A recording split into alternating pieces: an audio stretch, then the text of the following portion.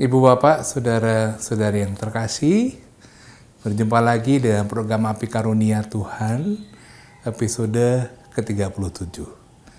Sekali lagi mengingatkan untuk hadir di Api Karunia Tuhan offline tatap muka 8 Juni. Kita belajar bersama tentang Paus Fransiskus.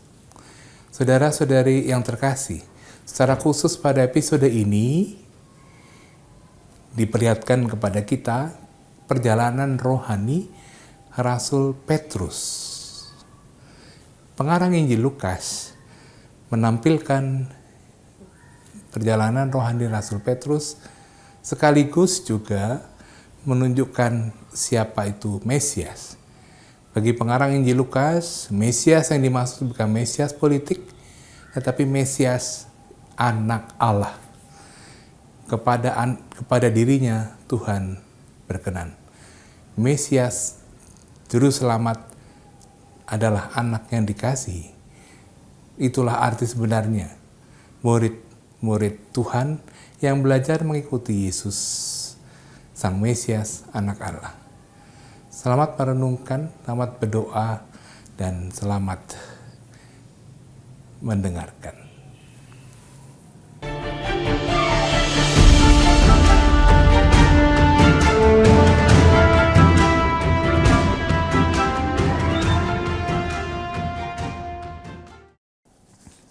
Saudari-saudaraku yang terkasih, kita sudah mulai dengan pokok percakapan yang ketiga di dalam Injil Lukas, ditambah satu pendahuluan pada awalnya.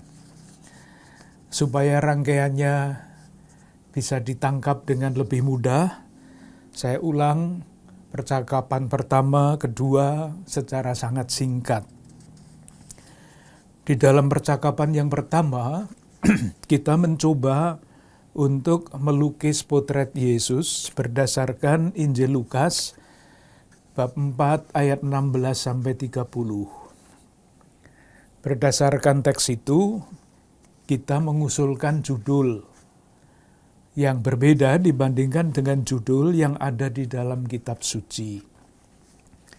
Di dalam kitab suci, judulnya adalah Yesus ditolak di Nazaret. Sedang usul yang kita kemukakan adalah Yesus yang taat kepada Bapa, dan dalam ketaatan itu ia menunjukkan kemerdekaannya, kebebasannya. Tampaknya berlawanan, tetapi itulah paradoks.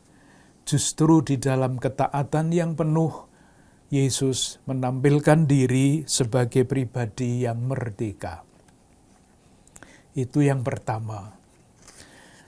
Pada bagian yang kedua, sesudah Yesus tampil sebagai pribadi yang merdeka, ia mendidik murid-muridnya agar dapat menjadi pribadi-pribadi yang merdeka pula. Ada dua macam atau dua tahap pembinaan para murid.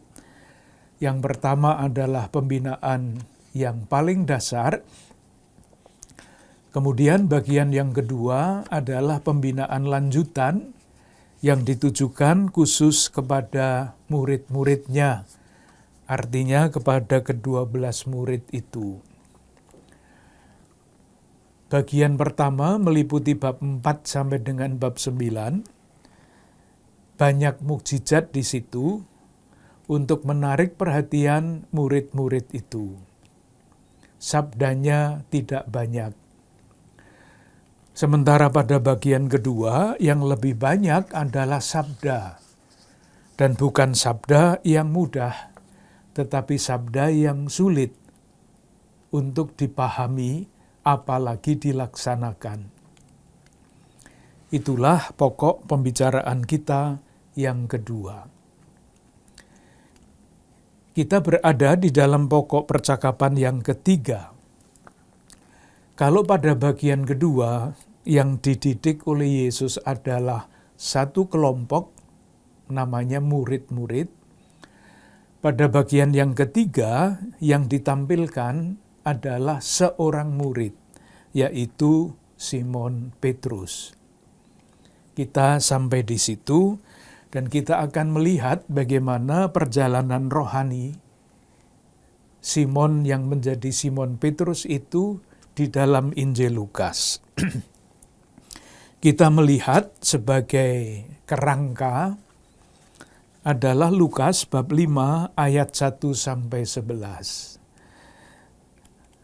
Ketika ada mukjizat penangkapan ikan, dan ketika itu Simon Petrus pada ayat 8 bab 5 mengatakan, Tuhan, pergilah daripadaku, aku ini seorang berdosa. Nah, di dalam Injil Yohanes, pengakuan bahwa Yesus itu adalah Tuhan, itu tidak pada awal, tetapi justru pada akhir Injil Yohanes, yaitu bab 21, ayat 1 sampai 12, khususnya ayat 7. Dengan demikian kita bisa menarik kesimpulan, sebetulnya Petrus sampai pengakuan bahwa Yesus Tuhan itu tidak di awal, tetapi baru pada akhir kisah yang diceritakan oleh Lukas. Sehingga kita melihat pada bab 5 ayat 1 sampai 11 itu sebetulnya adalah kerangka. Kerangka yang singkat, isinya panjang. Dan kerangka itu sudah kita lihat juga pada awal bab 5 ayat 4, nama yang disandang adalah Simon. Sebutan yang dia ucapkan untuk Yesus adalah guru. Jadi Simon pasangannya dengan guru. Sementara pada ayat 8, pada akhir kisah, Simon sudah berubah namanya menjadi Simon Petrus. Dan Yesus tidak lagi hanya diakui sebagai guru, tetapi sebagai Tuhan. Itulah kerangkanya, awal, akhir, dan kita akan melihat proses yang di tengah. Perjalanan langkah demi langkah. Pada bab 6 Injil Lukas masih akan diceritakan panggilan ke-12 rasul. Panggilan ke-12 rasul. Termasuk di dalamnya adalah Rasul Petrus. Moga-moga jelas apa yang ingin saya sampaikan. Dengan demikian, ada dua kisah mengenai panggilan tentang Petrus. Petrus bersama-sama dengan ke-12 rasul, pada bab 6 ayat 12-16, ini kisah yang ada di dalam ketiga Injil. Sementara kisah seperti bab 5 ayat 1-11, kisah yang seperti itu hanya kita temukan di dalam Injil Lukas. Satu penjelasan dalam tanda kurung, supaya tidak kelewatan nanti. Kalau kita membaca apa yang dikatakan oleh Simon pada ayat 5, Guru, telah sepanjang malam kami bekerja keras, dan kami tidak menangkap apa-apa. Telah bekerja keras, dan tidak menangkap apa-apa. Kalimat seperti ini pasti mudah sekali, sangat mudah kita pahami sebagai ungkapan seorang yang lelah. Telah sepanjang malam tidak menangkap apa-apa. Pertanyaannya adalah, ini soal lelah menangkap ikan atau sebetulnya lelah yang lain? Kalau lelah menangkap ikan kan ya lebih-lebih adalah kelelahan fisik. Sepanjang malam tidak tidur, tidak menangkap apa-apa. Rupa-rupanya ini adalah ungkapan dari kelelahan yang lain. Kelelahan seorang utusan yang dengan susah payah menjalankan perutusannya, tetapi tidak pernah melihat hasilnya. Bisa dibayangkan membanting tulang dengan segala macam yang dipertaruhkan, tetapi buahnya tidak ada. Pengalaman seperti ini untuk menunjukkan bahwa ini masalahnya bukan sekedar lelah menangkap ikan, tetapi lelah di dalam perutusan sebagai rasul. Kita bisa membaca surat Rasul Paulus kepada jemaat di Galatia, bab 4 ayat 11. Bab 4 ayat 11. Paulus mengucapkan kata-kata yang mirip. Aku khawatir kalau susah payahku untuk kamu telah sia-sia. Ini nggak ada hubungannya dengan menangkap ikan. Tetapi Paulus mengungkapkan kekecewaannya atau hatinya yang menjadi kecil karena sudah bekerja keras bersusah payah untuk jemaat di Galatia, tetapi sia-sia. Bisa membayangkan, saya kira tidak terlalu sulit membayangkan pengalaman seperti itu. Jadi kalau kita misalnya membandingkan kisah Petrus ini dengan kisah Paulus dalam Galatia bab 4 ayat 11, yang kita jumpai sebetulnya bukan masalah lelah menangkap ikan, tetapi lelah bekerja untuk Tuhan, tetapi sia-sia. Tidak banyak hasilnya, bahkan tidak menangkap apa-apa. Di dalam buku-buku rohani, kadang-kadang dipakai istilah panggilan pertama dan panggilan kedua. Nah, kalau diterapkan pada Simon Petrus, panggilan pertama, meskipun diceritakan pada bab 6, itulah panggilannya. Dia dipanggil bersama-sama dengan rasul-rasul yang lain untuk mengikuti Yesus, untuk mewartakan kabar sukacita, panggilan pertama, bersemangat, tetapi lama-kelamaan karena tidak melihat hasil, lelah.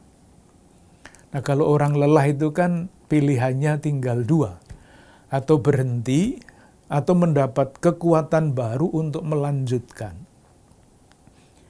Nah, sebetulnya yang diceritakan pada bab 5 ayat 1-11 itu adalah panggilan kedua.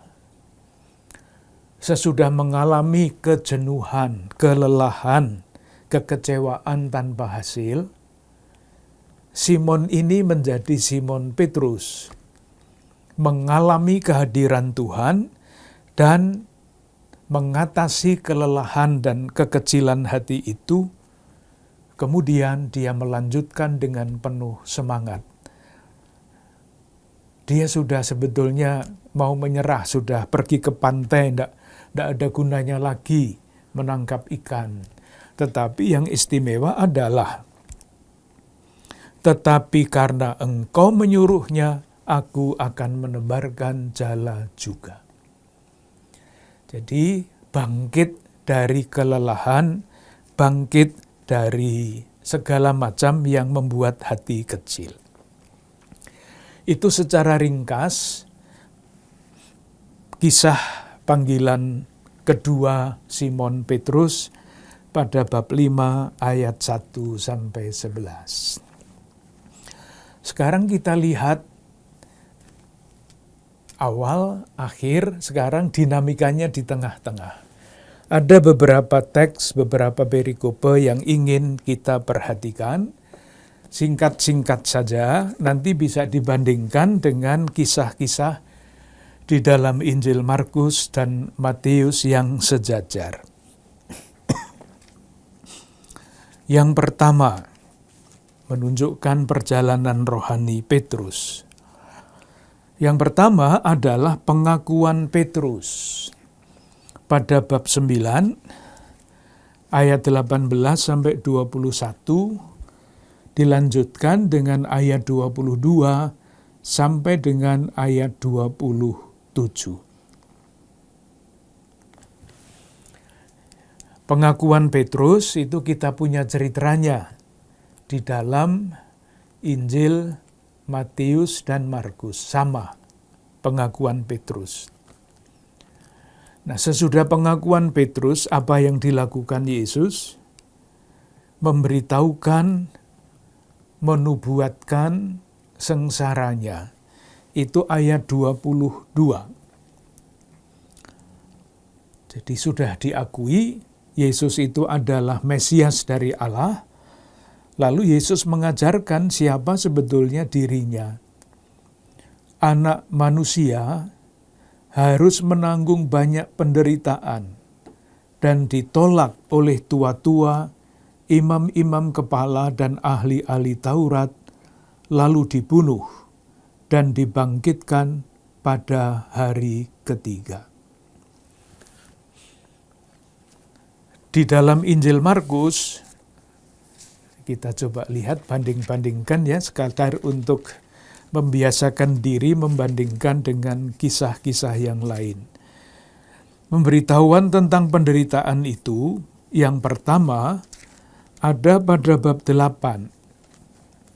Markus, silahkan lihat, Markus bab 8, ayat 27 sampai 30 itu pengakuan Petrus. Sesudah pengakuan Petrus, ayat 31, Yesus menubuatkan penderitaannya.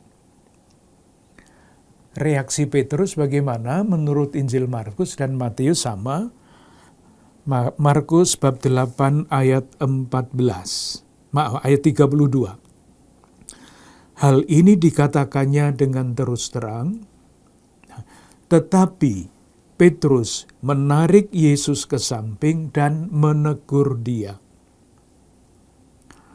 Maka berpalinglah Yesus dan sambil memandang murid-muridnya, ia memarahi Petrus, katanya, "Enyahlah iblis, sebab engkau bukan memikirkan apa yang dipikirkan Allah, melainkan apa yang dipikirkan manusia."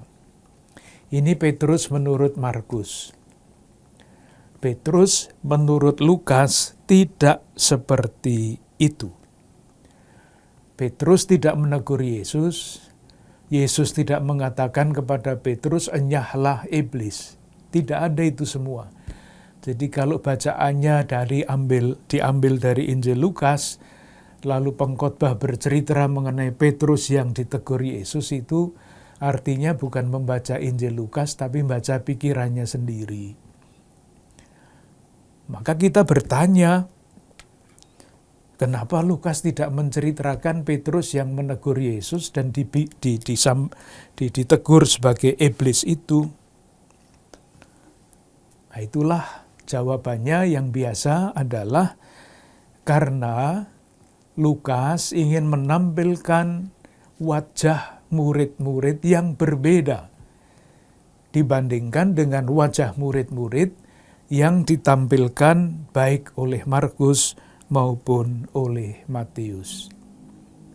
Nanti akan kita lihat wajah murid-murid menurut Lukas itu seperti apa. Di dalam Injil Lukas hanya dikatakan pada ayat 21, lalu Yesus melarang mereka dengan keras supaya mereka jangan memberitahukan hal itu kepada siapapun. Hanya itu. Dan sesudah menubuatkan sengsaranya, Yesus menambahkan ajaran baru. Ayat 23 dan selanjutnya, katanya kepada mereka semua, "Setiap orang yang mau mengikut aku, ia harus menyangkal dirinya, memikul salibnya setiap hari dan mengikuti aku." Saya kira jelas perbedaannya, tidak usah menjelaskan apa-apa, kalau dibandingkan dua kisahnya memang berbeda. Yang menjadi pertanyaan yang harus dijawab, dan itulah tafsiran mengapa Lukas tidak menceritakan Petrus yang menegur Yesus dan Yesus yang menegur Petrus dengan kata-kata yang keras itu. Itu yang paling penting. Yang berikutnya adalah jawaban Petrus ketika dia ditanya. Bab 9 ayat 20. Yesus bertanya kepada mereka, "Menurut kamu, siapakah aku ini?" Jawab Petrus, "Mesias dari Allah." Nanti silahkan membandingkan, misalnya jawaban Petrus menurut Markus. Markus bab 8 ayat 29, "Engkau adalah Mesias." Titik. Kira-kira sebabnya apa Lukas menambah Mesias dari Allah? Kok tidak cukup Mesias saja? Seperti halnya di dalam Injil Markus. Jadi data teksnya seperti itu. Markus hanya mengatakan engkau adalah Mesias. Mesias sama dengan Kristus. Di dalam Injil Lukas, engkau Mesias dari Allah. Ini data teks. Pertanyaan tafsirnya adalah, mengapa Lukas masih menambah dari Allah? Salah satu jawabannya adalah faham tentang Mesias yang pada waktu itu biasa beredar, yaitu mesianisme politik, mesianisme nasionalis.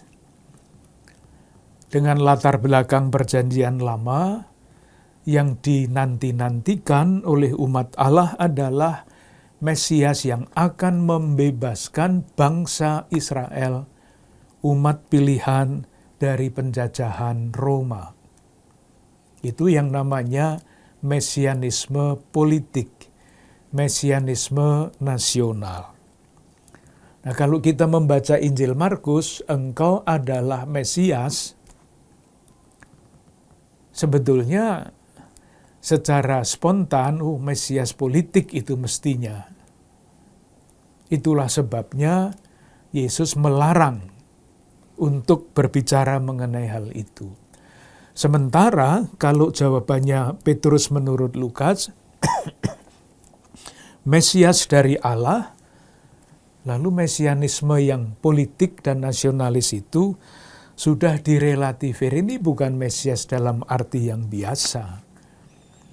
Ini Mesias dari Allah. Mesias yang dari Allah itu yang seperti apa?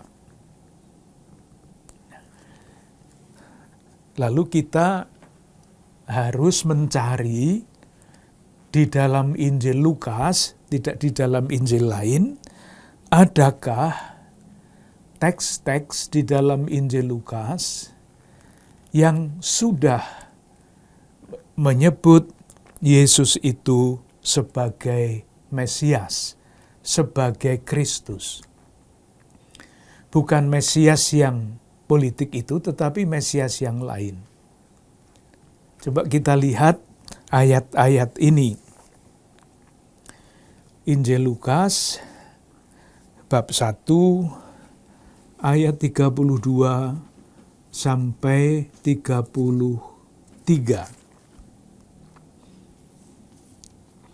32 sampai 33.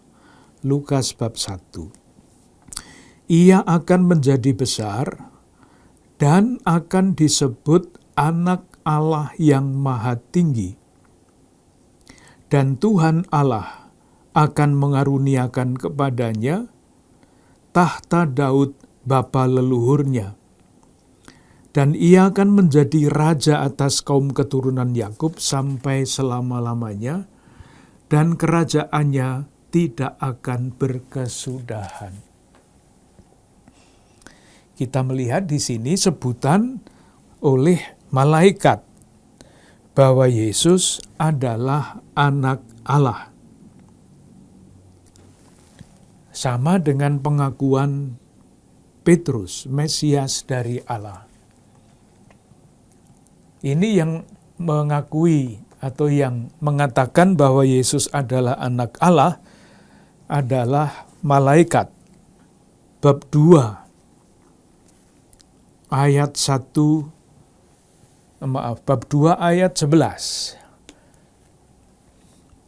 Malaikat lagi yang berkata mengenai Yesus dalam kelahirannya, hari ini telah lahir bagimu juru selamat, yaitu Kristus Tuhan di kota Daud.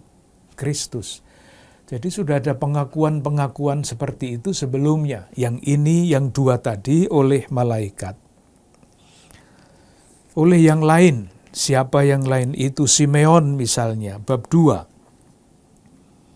Ayat 26 sampai 30. Kita baca ayat 26, ayat 25.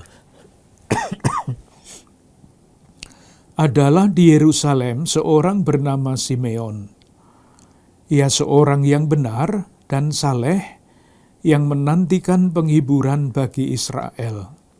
Roh Kudus ada di atasnya, sekarang, dan kepadanya telah dinyatakan oleh Roh Kudus bahwa ia tidak akan mati sebelum ia melihat Mesias, yaitu Dia yang diurapi Tuhan. Mesias, seperti pengakuan Petrus, tetapi masih ditambah pada ayat 28, ia menyambut anak itu dan menatangnya sambil memuji Allah, katanya. Jadi Simeon, tadi itu kan malaikat. Ini Simeon yang mengatakan bahwa Yesus adalah Mesias. Masih ada lagi yang mengakui Yesus sebagai Mesias selain malaikat dan Simeon. Masih. Siapakah dia? Setan. Bab 4 ayat 41. Jadi setan pun tahu bahwa Yesus itu adalah Mesias yang dari Allah. Ayat 41 saya baca bab 4. Dari banyak orang keluar juga setan sambil berteriak, engkau adalah anak Allah. Jadi rupa-rupanya di dalam Injil Lukas, gabungan antara Mesias dan anak Allah sudah diucapkan oleh malaikat, oleh Simeon, oleh setan, dan sekarang diucapkan oleh Simon. Tadi itu Simeon. Diucapkan oleh Simon sebagai yang pertama di antara murid-murid Yesus yang menyatakan pengakuan iman itu. Moga-moga jelas. Jadi perubahan sebutan, kelengkapan yang ada di dalam Injil Lukas dibandingkan dengan Injil Markus untuk meluruskan faham mesianisme politik, mesianisme nasionalis, menjadi mesianisme yang baru, yaitu berkaitan dengan anak manusia yang menderita. Dan di situ Petrus, Simon adalah tokoh yang pertama kali mengucapkan nama itu. Yang kedua, teks yang kedua. Bab 9, ayat 28 sampai 36. Kisah Yesus dimuliakan di atas gunung. Kalau kita melihat di bawah judul, Kisah ini juga diceritakan oleh Matius dan oleh Markus. Tetapi kalau kita mulai membacanya dengan teliti, lalu ada perbedaan-perbedaan lagi yang pantas diamati dan kemudian ditafsirkan. Jadi kita melihat data teks, lalu mencoba menafsirkannya. Beberapa yang khas di dalam Injil Lukas. Nanti silahkan membandingkan dengan kisahnya Markus dan Matius. Yang khas Lukas, yang pertama, ayat 28. Kira-kira 8 hari sesudah segala pengajaran itu, Yesus membawa Petrus, Yohanes, dan Yakobus lalu naik ke atas gunung untuk berdoa. Ada 2 hal yang khas di dalam Injil Lukas. Yang pertama adalah yang diajak untuk naik ke gunung adalah Petrus, Yakobus, dan Yohanes, dan diajak untuk apa? Untuk berdoa. Kalau di dalam Injil Markus yang diajak adalah Petrus, Yakobus, dan Yohanes, tidak ada tujuan untuk berdoa, itu tidak ada. Lah, kok Lukas menambah mereka naik ke gunung untuk berdoa, itu maksudnya apa? Jawabannya juga sederhana. Ketika kita mulai dengan membaca Lukas bab 4, Yesus kan taat. Dan setiap kali pada bab 4 ayat 13, sesudah mengalahkan setan, dikatakan iblis mundur dan menunggu waktu yang baik. Tidak ada di dalam Injil lain itu, iblis yang menunggu waktu yang baik. Waktu yang baik untuk setan adalah ketika Yesus lemah. Sehingga ada bahaya untuk tidak setia. Nah, Yesus yang sadar bahwa ia mesti taat kepada Bapa, ketaatannya itu dirawat dan dikembangkan di dalam doa. Saya kira tidak terlalu sulit untuk memahami itu. Jadi kesetiaan yang ditunjukkan oleh Yesus sejak awal dirawat dan dikembangkan di dalam doa. Dan Yesus yang berdoa, yang khas Lukas itu, tidak hanya ada di sini. Kita lihat 1-2 teks yang lain di dalam Injil Lukas yang menceritakan Yesus berdoa yang tidak ada di dalam Injil lain. Lukas bab 3 ayat 21. Peristiwa Yesus dibaptis. Ketika seluruh orang banyak ini telah dibaptis, dan ketika Yesus juga dibaptis dan sedang berdoa. Berdoa lagi. Nanti dibaca kisah pembaptisan Yesus menurut Markus dan Matius. Yesus tidak diceritakan, atau kedua penginjil itu tidak cerita bahwa Yesus itu sedang berdoa. Tidak ada doa berdoa itu.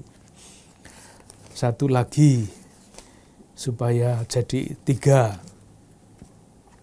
Kisah panggilan ke-12 Rasul. Bab 6 ayat 12. Bab 6 ayat 12. Pada waktu itu pergilah Yesus ke bukit untuk berdoa. Dan semalam-malaman ia berdoa kepada Allah. Ini hanya ada pada Lukas. Panggilan ke-12 Rasul itu diceritakan oleh Matius, oleh Markus. Tetapi di dalam kisah kedua penginjil itu tidak diceritakan Yesus yang semalam-malaman berdoa. Dengan demikian kesimpulan kita sederhana, nanti masih banyak yang banyak tidak terlalu, tetapi ada berbagai macam teks yang menampilkan Yesus itu berdoa, sementara penginjil-penginjil yang lain tidak menceritakan itu. Nanti mungkin pada waktunya kita mempelajari doa-doa Yesus itu yang seperti apa, atau doa di dalam Injil Lukas itu di mana saja kita temukan. Kalau di dalam Injil yang menceritakan Yesus itu berdoa. Di dalam bukunya yang kedua, Kisah Para Rasul, juga diceritakan gereja yang berdoa. Jadi itu untuk menunjukkan betapa pentingnya berdoa di dalam kehidupan Yesus, di dalam kehidupan gereja, dan tentu saja dalam kehidupan kita. Beberapa keistimewaan yang lain itu mengenai berdoa. Yang lain, apa yang istimewa? Kalau saya rasakan, Lukas itu nakal.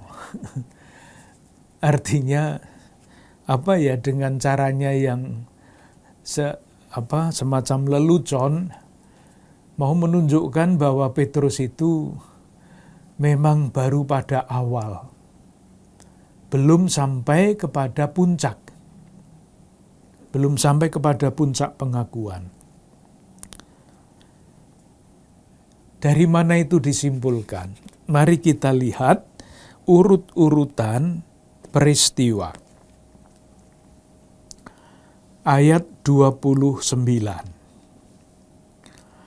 Ketika ia sedang berdoa, rupa wajahnya berubah dan pakaiannya menjadi putih berkilau-kilauan. Nah, Yesus menampakkan kemuliaannya.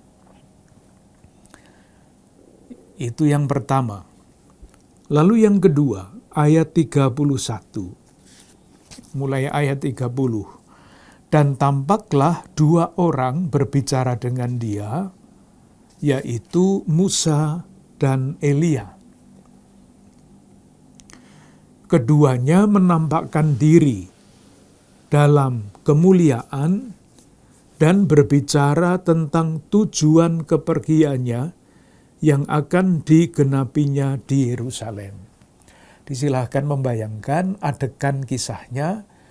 Yesus menampakkan kemuliaan, Musa dan Elia datang berbicara tentang kepergian Yesus ke Yerusalem. Nah, sekarang ayat 32, coba perhatikan baik-baik. Sementara itu, Petrus dan teman-temannya telah tertidur. Ini nakalnya Lukas ini, membuat Petrus dan teman-temannya itu ngantuan, di mana-mana tidur.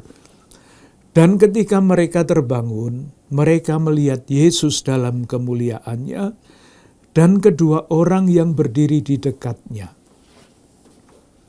Dan ketika kedua orang itu hendak meninggalkan Yesus, Petrus berkata kepadanya, "Guru, betapa bahagianya kami berada di tempat ini. Baiklah kami dirikan sekarang 3 kemah, 1 untuk engkau, 1 untuk Musa, 1 untuk Elia." Dan nakalnya Lukas itu pada kalimat bagian kedua dari ayat 33. Tetapi Petrus tidak tahu apa yang dikatakannya itu. Lah jelas tidak tahu, dia tidur. Yang silakan membayangkan nakalnya Lukas, menampilkan Petrus itu sebagai seorang murid yang ketiduran ketika gurunya mengajar, dan ketika tiba-tiba bangun dia tunjuk jari dan bertanya usul. Jelas usulnya tidak sesuai dengan yang diajarkan oleh gurunya. Tidak tahunya Petrus itu apa? Tidak tahunya Petrus karena kedua tokoh itu berbicara tentang kepergian Yesus ke Yerusalem. Nah, kalau Yesus pergi ke Yerusalem itu apa maksudnya? Apakah sekedar perjalanan menuju kota Yerusalem? Atau sebetulnya itu adalah simbolik kota tempat Yesus akan menyelesaikan tugas perutusannya, yaitu menderita sengsara, wafat demi keselamatan manusia. Kita beberapa waktu yang lalu saya kira sudah melihat bab 9 ayat 51 itu adalah teks kunci di dalam Injil Lukas. Ketika hampir genap waktunya Yesus diangkat ke surga, ia mengarahkan pandangannya untuk pergi ke Yerusalem. Dan dia tidak mau dibelok-belokkan. Kemanapun, dimanapun setan datang untuk membelokkan jalannya, Yesus tidak mau dibelokkan. Itulah yang dibicarakan bersama-sama dengan Musa dan Elia. Yang berikutnya, Yesus di dalam Injil Lukas itu disebut apa? Bab 9 ayat 33.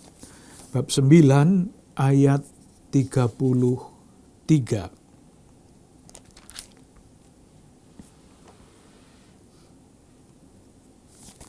Dia disebut dengan kata guru.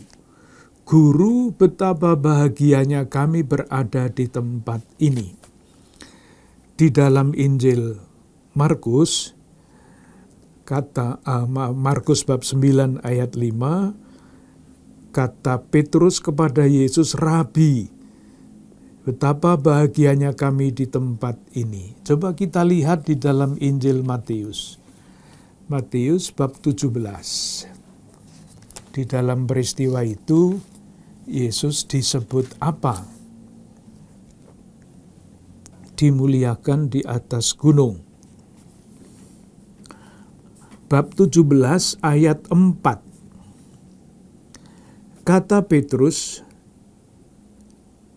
kepada Yesus, Tuhan, betapa bahagianya kami berada di tempat ini.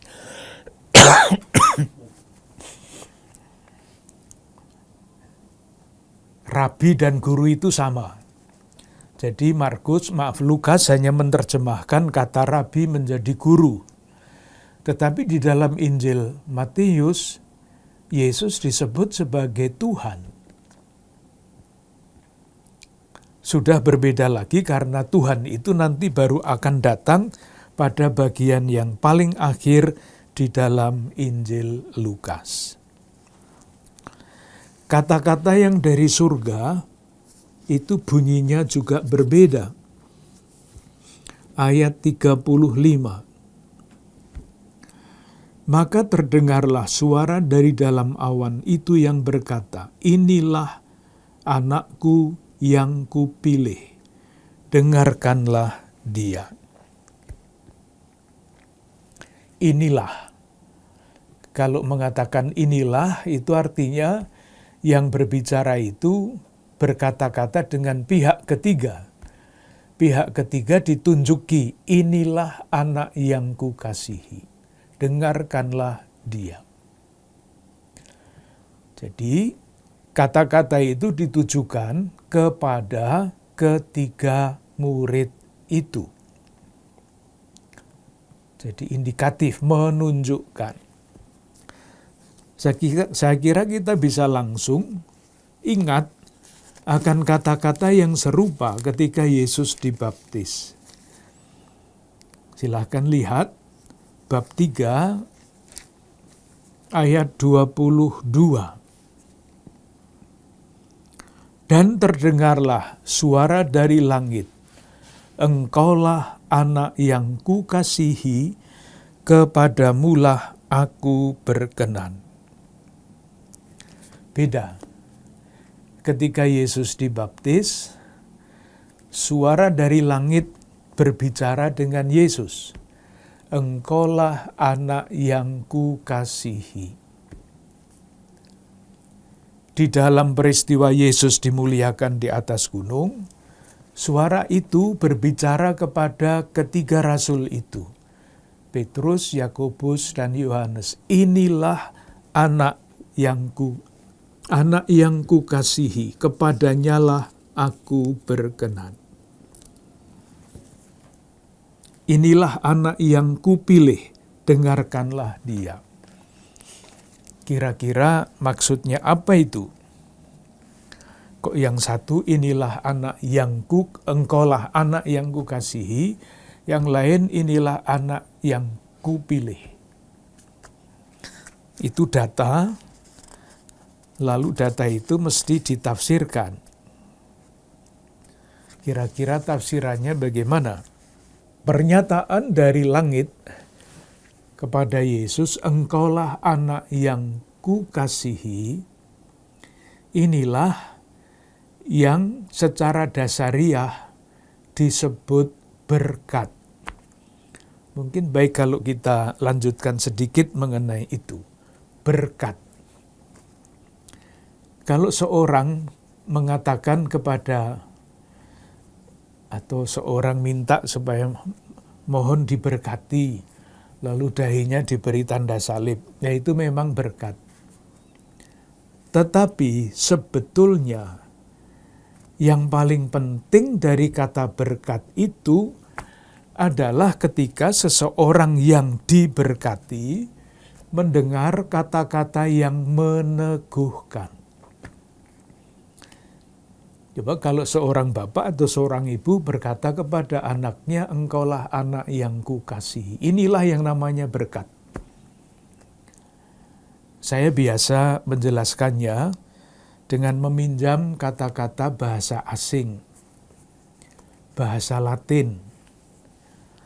Berkat itu dalam bahasa Latin katanya adalah benedictio. Di dalam bahasa Inggris yang jarang dipakai, benediction itu juga dipakai. Kata itu terdiri dari dua suku kata berbeda yang dijadikan satu. Bene bonus itu artinya baik. Dictio dari kata kerja dicere itu artinya mengatakan sesuatu. Maka berkat itu pada dasarnya adalah atau isinya adalah mengatakan sesuatu yang baik tentang orang yang diberkati. Jadi tidak bergosip tentang orang, tetapi justru mengatakan yang baik mengenai orang yang diberkati.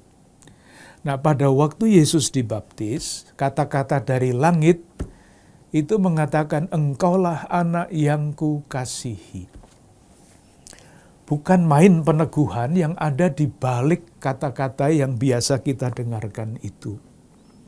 Dan itulah sebabnya kalau kita runut secara logika kita, sesudah Yesus dinyatakan sebagai engkau yang dikasihi, ya sudah selesai pada waktu itu. Dia digoda oleh setan, tetap saja diatasi godaan itu karena sudah diteguhkan oleh suara dari langit. Ia digoda untuk pergi ke tempat tertentu, tidak mau, karena ia sudah diteguhkan di dalam perutusannya dengan kata-kata, engkaulah anak yang kukasihi. Inilah yang artinya berkat. Jadi kalau kita dimintai berkat, itu tidak berarti hanya memberi tanda salib di dahinya, itu juga, tetapi sebetulnya itu janji bahwa saya akan selalu meneguhkan Anda. Anda itu entah anaknya, entah siapapun, tetapi kata-kata yang saya ucapkan mengenai Anda itu selalu akan baik. akan menguatkan, akan meneguhkan, dan bukan yang sebaliknya. Itulah berkat yang paling dasar. Sementara di dalam Injil, di dalam peristiwa penampakan kemuliaan Yesus, Yesus yang dikasihi oleh Allah itu ditunjukkan. Ini loh anak yang kupilih, dengarkan dia. Jadi ini sebetulnya bukan berkat, tetapi pernyataan kepada murid-murid, 3 murid yang diajak ke gunung itu. Coba dengarkan anak yang kukasihi itu, kata-kata yang diucapkan pada waktu baptis. Yang terakhir, pada ayat 28, Petrus sudah disebut sebagai yang pertama. Itu berarti Petrus sudah diakui sebagai murid yang memang menjadi pimpinan dari ke-12 rasul itu. Meskipun sudah ditempatkan di nomor 1 pemimpin, tapi masih ngantuan menurut Lukas. Masih suka tidur. Jadi lihat yang mau ditunjukkan oleh Lukas menurut saya, ya pemimpin itu memang mempunyai tidak sempurna, punya kelemahan-kelemahan seperti Petrus ini. Bersemangat, tidak diragukan. Ayat 33. Itu kan semangatnya bukan main itu. Guru, betapa bahagianya kami berada di tempat ini. Baiklah kami dirikan sekarang 3 kemah, 1 untuk engkau, 1 untuk Musa, 1 untuk Elia. Semangatnya boleh. Tetapi kemudian disusul pada ayat 33 bagian kedua, tetapi Petrus tidak tahu apa yang dikatakannya itu. Ini kan namanya membanting ya. Ditinggikan dulu lalu dibanting. Jelas pada tataran ini masih ada jarak.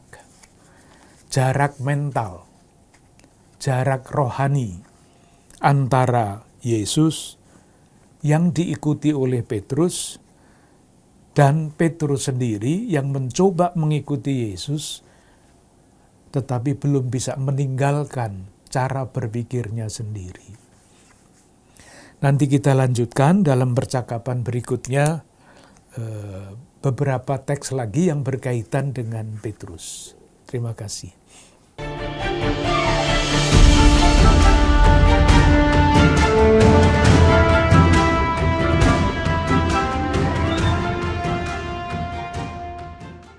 Ibu Bapak dan para sobat Api Karunia Tuhan, kita telah mendengarkan bagaimana perjalanan rohani Rasul Petrus.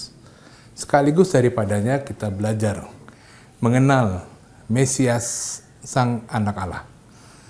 Dalam kisah transfigurasi, kisah di mana Yesus berubah rupa, digambarkan, ditampilkan oleh pengarang Injil Lukas bahwa Yesus adalah anak Allah yang dikasihi Bapa.